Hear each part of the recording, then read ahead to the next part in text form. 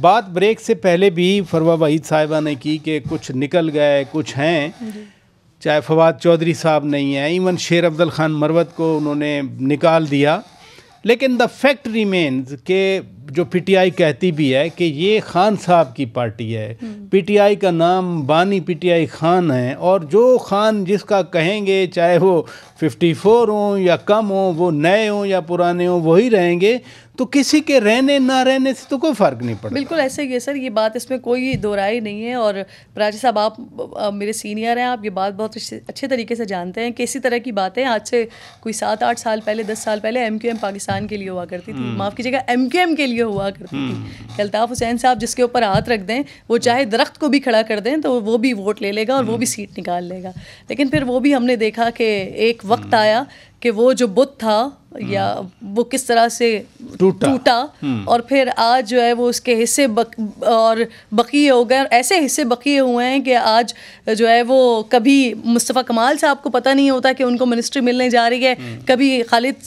मकबूल सिद्दीकी साहब फरमा रहे होते हैं कि अच्छा वो तो फ्लाइट में थे, उनको तो मालूम ही नहीं था कि उनके किसी शख्स को जो है वो मिनिस्ट्री दे दी गई है। तो आज ये आलम हो गया है। इसी तरीके से PTI का भी हाल है। वो जो अभी फरवा आगाज़ में कह रही थी कबूलियत का और मकबूलियत का, तो PTI के दौर में भी यही हाल था। उस वक्त उनकी कबूलियत थी, लेकिन मकबूलियत का वो भी ग्राफ जो है जैसे जैसे हुकूमत जारी थी वैसे वैसे वो ग्राफ नीचे आ रहा था। तो इसी तरह से अभी भी यही वाला हाल है। आप शायद कुछ आपने बड़ी अच्छी एग्जांपल दी MQM की कि यकीनन ये मैं सही बात करूँ, वन शुड बी ऑनेस्ट, मैं नहीं सोच सकता था कि वो बुत टूटेगा और पाश पाश हो जाएगा। लेकिन इधर ज़रा डिफरेंस है क्योंकि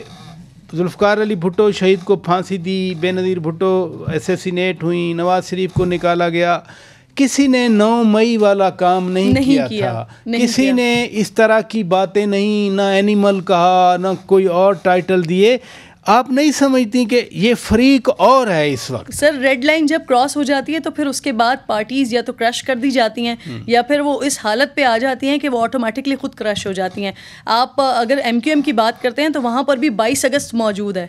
22 अगस्त हुआ था तो 22 अगस्त के बाद फिर सारी चीज़ें हुई थी, लेकिन 22 अगस्त की इंटेंसिटी वो नहीं थी जो 9 मई की इंटेंसिटी है, या जिस लेवल पे 9 मई किया गया और उसके बाद फिर ये चीज़ें होना शुरू हुई। लेकिन जो हम बात कर रहे थे कि लोगों के आने जाने से कोई फ़र्क नहीं पड़ता, तो इसमें कोई दो राय नहीं है कि लोगों के आने जाने से फ़र्क इसलिए नहीं पड़ता कि पार्टी इमरान खान की है। लेकिन अगर दूसरे ओपिनियन से अगर आप फ़र्क देखें तो फ़र्क इस तरह से नज़र आता है कि आज इसी पार्टी के अंदर लोग बैठे हुए जो हैं वो कह रहे होते हैं कि एक का ओपिनियन ये होता है कि इमरान खान इस वजह से बाहर नहीं आ रहे क्योंकि इस वक्त जो मौजूदा क़यादत, जो मौजूदा लीडरशिप बैठी हुई है वो चाहती नहीं है कि इमरान खान बाहर आए, क्योंकि अगर ये बाहर आ गए तो जो इनका मंजन है वो कैसे बिकेगा। अभी मैं आपको रिसेंट पास्ट की ये रमज़ान की बात बता देती हूँ कि हम एक तकरीब में साथ मौजूद थे, गालिबन वहाँ पर आप भी थे, हमारे और दीगर साथी भी थे, और वहाँ पर मुस्तकिल एक बात हो रही थी कि हम अगले दिन जो एक मीटिंग होने जा रही है, बड़ी इंपॉर्टेंट मीटिंग होने जा रही है, उसमें उसका हम हिस्सा होंगे। उसमें कुछ पार्लिमानी जो लीडर्स से उनको बुलाया गया था,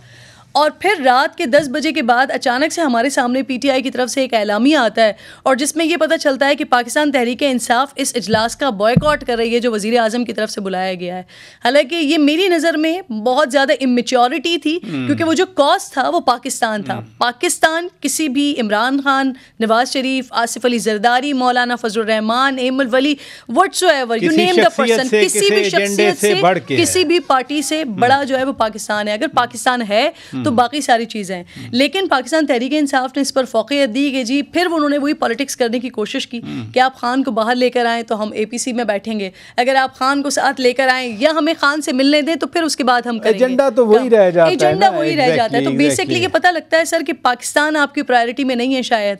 प्रायोरिटीज़ कुछ और हैं।